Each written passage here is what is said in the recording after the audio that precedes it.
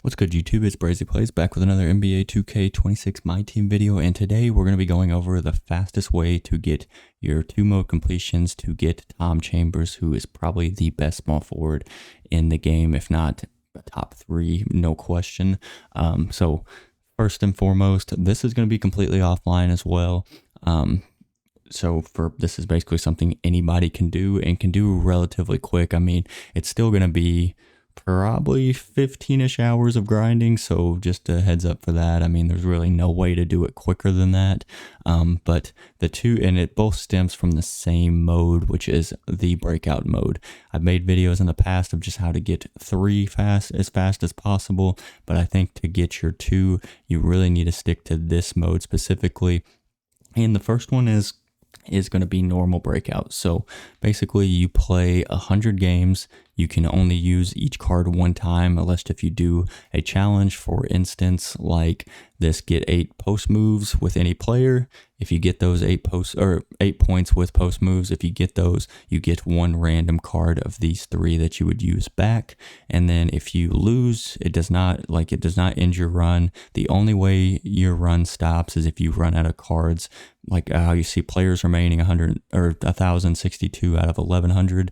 If I would run out of cards before I completed this would end the mode. So if you're getting low on cards and you're newer to the game, make sure you stop and get some more cards. You can buy cards cheap off the auction house and then resell them after if you need.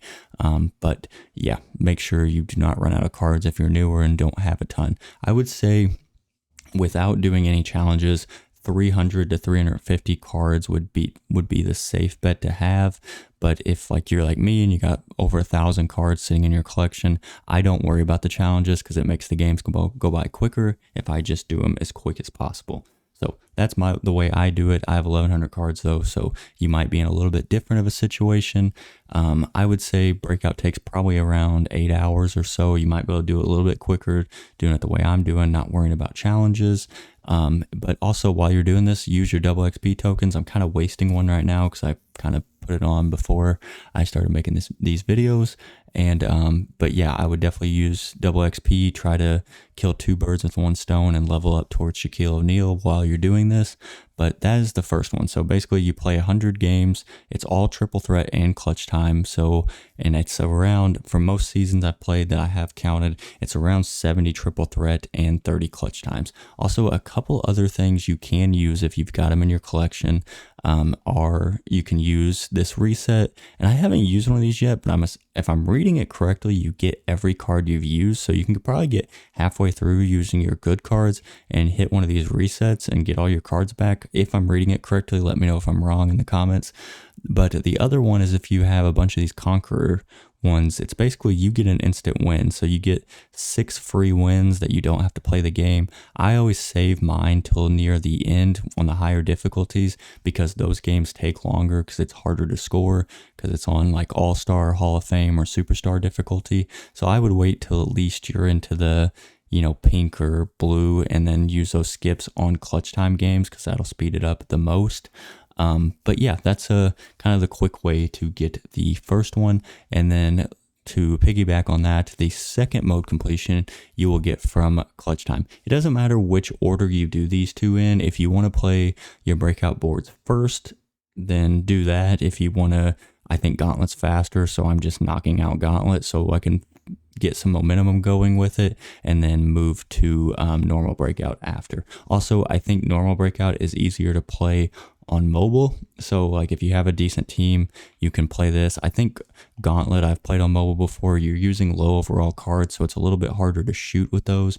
But on normal breakout, you can use cards like Tom Chambers. You can easily shoot a 3 in the corner every single time and basically green that. So that's another method or another way if you don't want to sit on your console all day and you just want to watch a show and play, you can do some of these triple threat and clutch time and full lineup games in on the mobile app. So how to get basically a piece. So let's go to the exchange and then let's go to breakout. So breakout, you need 13 pieces of these season, or basically 13 pieces of breakout breakout completion or breakout exchange pieces. I forget exactly what they're called, but you'll get 3 of them to unlock these 2 steps. And then once you get those 3, you need 10 more to get a mode completion. And how you do that is you find those pieces on the board.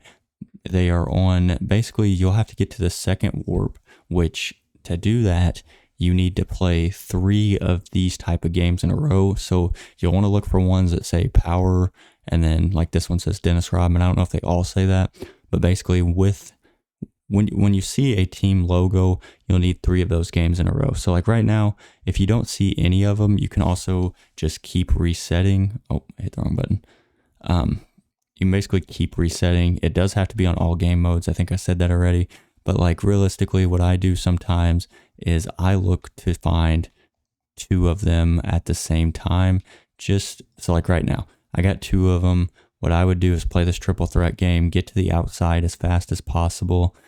Try to find 1 more and then go ahead and knock those out. And I try to get to the corners as fast as possible so I can see the warps, because basically once you play these 3 games in a row, you'll see basically a little swirly in the corner, which is where the warp will be. Then when you get to that corner and unlock it, or play like this game, it'll unlock the warp. You can go into that. So basically you will need to have like your 15 points. So I still play it on rookie, because most of the time, by the time I get through the first board, because I still want to see my rewards on the corners anyways. I'd rather see the rewards than basically skip and do it as fast as possible. But realistically, if you're trying to just do it as fast as possible, you could probably play on semi-pro or even pro and get more points, because you get more challenges doing it that way.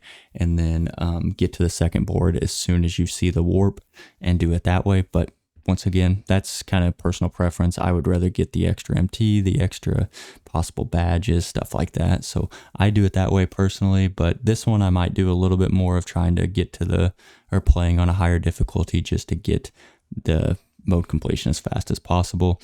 But yeah, so basically you play those 2 games, or you play those 3 games in a row, get to the next board. Once you warp to that next board, in one of the corners, you will find that piece. So basically you just want to continue on the next board. You want to get to the corners as fast as possible. Then once you get both of those, you will have the 2 mode completions that you can then lock in for Tom Chambers. I'm trying to think if there's anything I missed. Oh, another thing, if you have a bunch of these chicken dinners saved up, I recommend to use those on full lineup games. And I say that because I think full lineup is quicker than clutch time. I will say that. So if it's just a speed thing, I guess technically use them on clutch time, but full lineup games don't count for anything in the challenges. But if you go over here to the challenges tab and to the season 6 tab, your triple threat games, basically if you get 250 triple threat wins and 250 clutch times, you do get another mode completion.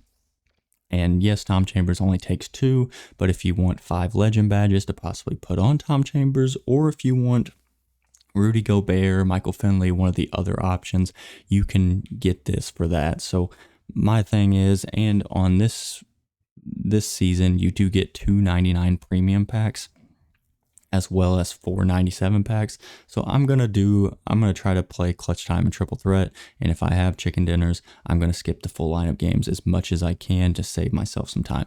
That's my thought process. That's the quickest way I have found.